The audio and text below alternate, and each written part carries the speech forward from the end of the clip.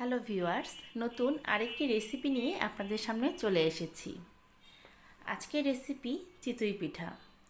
শীত কিন্তু পড়তে শুরু করেছে, আর শীত পড়তে না পড়তে দেখবেন রাস্তার পাশে পিঠার ধুম পড়ে গেছে।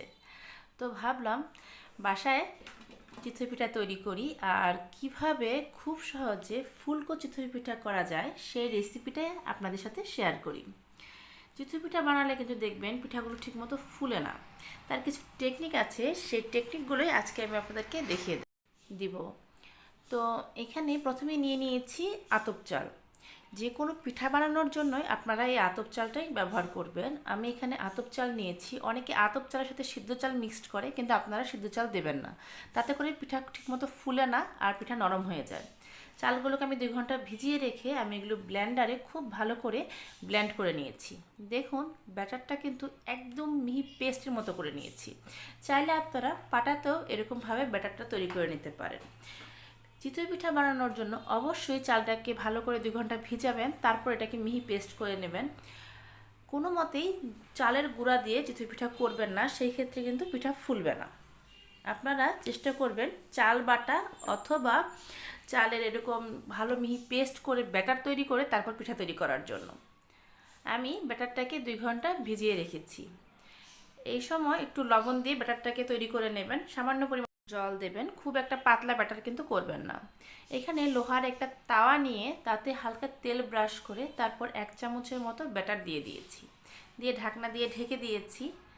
দেখুন আমি ব্যাটারটা প্রথমে তাওয়ায় দিয়ে দিলাম, পরিমাণ মতো আপনারা দিয়ে নেবেন।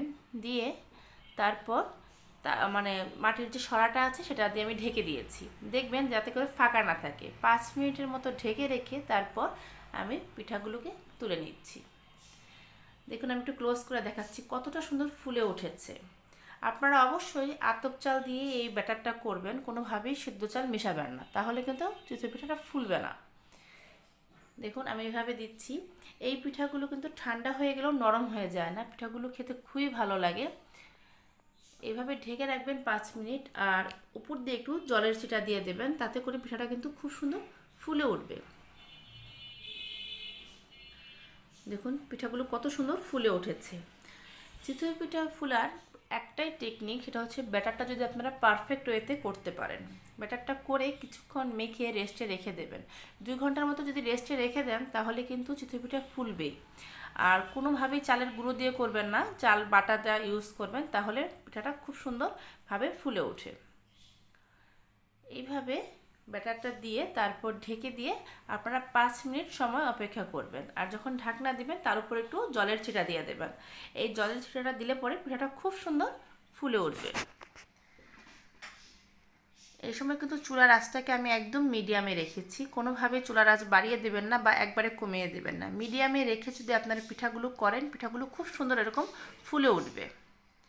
আমার এই রেসিপিগুলো যদি আপনাদের ভালো লেগে থাকে তাহলে আমার চ্যানেলটি সাবস্ক্রাইব করে দেবেন। শুধু সাবস্ক্রাইব করে দিলেই হবে না, পাশে থাকা বেল আইকনটি ক্লিক করে দেবেন, তাতে করে আমি যখনই নতুন কোনো রেসিপি আপলোড করব আপনারা সাথে সাথেই নোটিফিকেশন পেয়ে যাবেন। চিতই পিঠা সাধারণত ভালো লাগে যে কোনো ধরনের ভর্তা বা মাংসের তরকারি দিয়ে। এটা আপনাদের উপর ডিপেন্ড করে, আপনারা চাইলে ধনেপাতার চাটনি দিয়েও খেতে পারেন। দেখুন পিঠাগুলো কতটা ফুলে উঠেছে আর একদমই কিন্তু সফট হয়েছে। আমি যে টেকনিকগুলো আপনাদের দেখালাম আপনারা অবশ্যই এভাবে ট্রাই করবেন, আপনাদেরও এরকমই পারফেক্টভাবে চিতই পিঠা বাসায় তৈরি করতে পারবেন। আমার প্রত্যেকটা পিঠাই কিন্তু এরকম ফুলে উঠেছে। এই পিঠাগুলো ঠান্ডা হয়ে গেলে দেখবেন পিঠাগুলো খেতে খুবই ভালো লাগবে। আশা করছি রেসিপিটি আপনাদের ভালো লেগেছে। আপনারা বাসায় অবশ্যই এইভাবে চিতই পিঠা তৈরি করবেন, আর আমাকে কমেন্ট করে জানাবেন আপনাদের কেমন লাগলো। আমি এই পিঠাগুলো সাধারণত ধনেপাতার চাটনি দিয়ে খেতেই বেশি পছন্দ করি। আপনারা কিভাবে খেয়ে থাকেন সেটাও আমাকে বলবেন। আবার ফিরবো আরেকটি নতুন রেসিপি নিয়ে। সে পর্যন্ত সবাই ভালো থাকবেন, সুস্থ থাকবেন। ধন্যবাদ।